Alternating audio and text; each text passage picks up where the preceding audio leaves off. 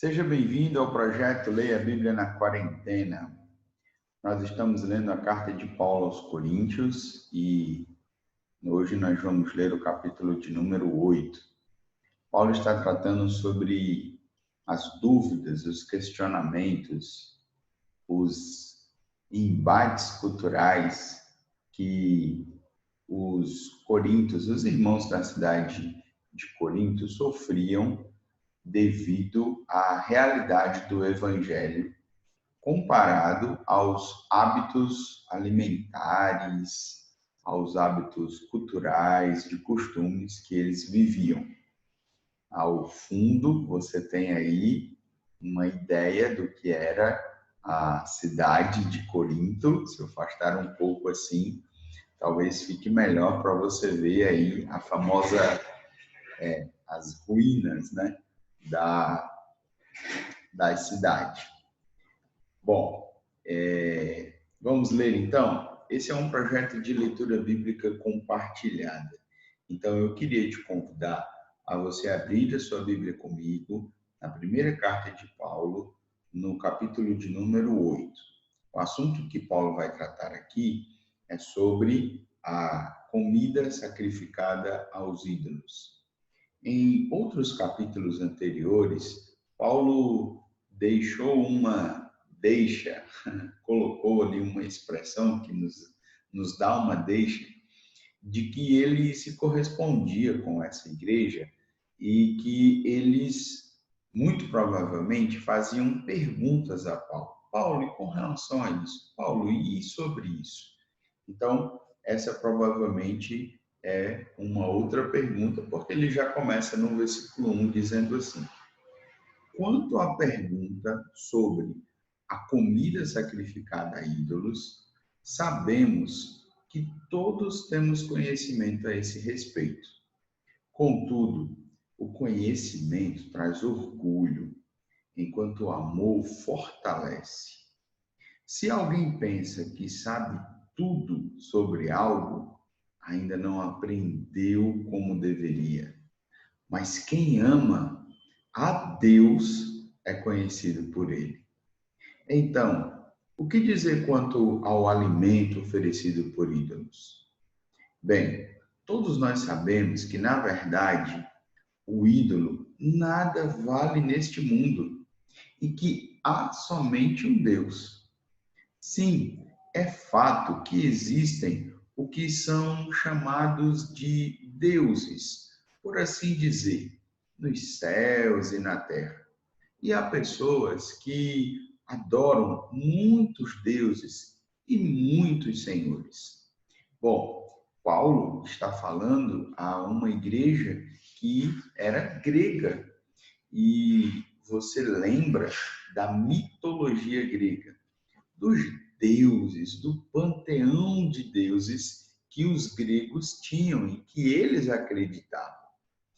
Por isso, Paulo faz essa colocação sobre a realidade dessa mitologia, mas da verdade da existência de um único Deus. Agora, como vamos lidar com isso na pergunta sobre a carne ou o alimento sacrificado a ídolos? Versículo de número 6.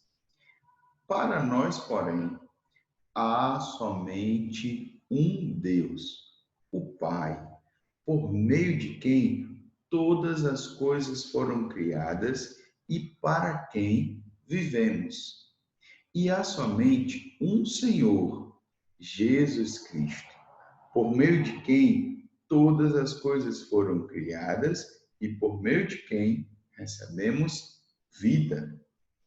No entanto, nem todos sabem disso. Alguns estão acostumados a pensar que os ídolos são de verdade, de modo que, ao comer alimentos oferecidos a eles, imaginam que estão adorando deuses de verdade. E sua consciência fraca é contaminada. Não obtemos a aprovação de Deus pelo que comemos.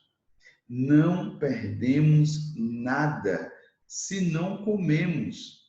E se comemos, nada ganhamos. Contudo, tenham cuidado para que sua liberdade não leve outros de consciência mais fraca a tropeçarem. Eu quero parar aqui um pouco no versículo de número 8, que é o versículo anterior. E aqui está o princípio para a pergunta que fizeram. Eu quero repetir esse versículo com você. Não obtemos a aprovação de Deus pelo que comemos.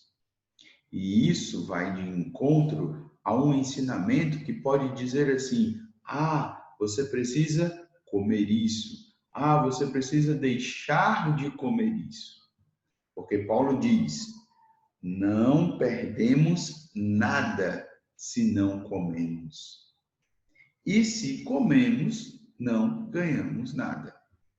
Bom, eu quero lembrar aqui que Paulo, escrevendo aos Romanos, no capítulo 14, tratando para os crentes lá sobre comida, ele disse assim: o reino de Deus não é comida nem bebida.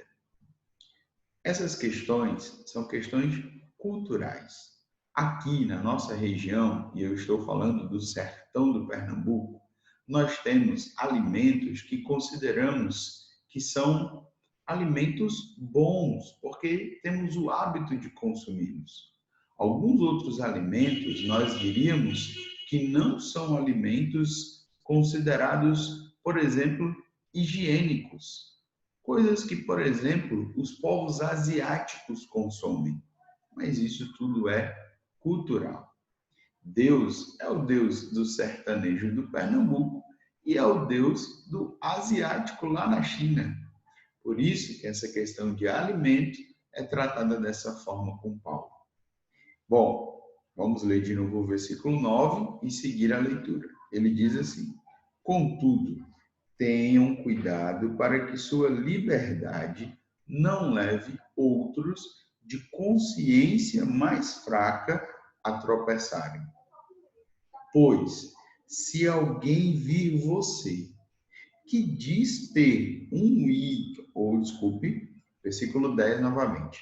Pois, se alguém vir você que diz ter um conhecimento superior, comer no templo de um ídolo, acaso não será induzido a contaminar a própria consciência ao ingerir alimentos oferecidos a ídolos?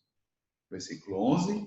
Assim, por causa do seu conhecimento superior, um irmão fraco, pelo qual Cristo morreu, acaba se perdendo. E quando vocês pecam contra outros irmãos, incentivando-os a fazer algo que eles consideram errado, pecam contra Cristo. Portanto, se aquilo que eu como faz versículo 13, portanto, se aquilo que eu como faz um irmão pecar, nunca mais comerei carne, pois não quero fazer meu irmão tropeçar.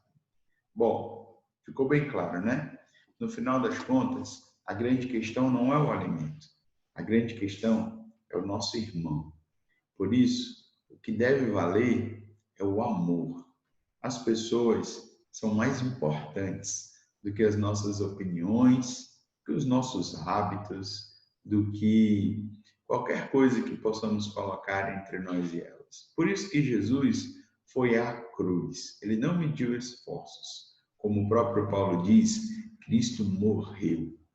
Então, se o assunto era carne sacrificada a ídolos e alguém tinha grande conhecimento, capaz até de entrar num templo, comer e não ter problema nenhum, por amor a alguém que tinha um pensamento mais fraco, ele não comeria.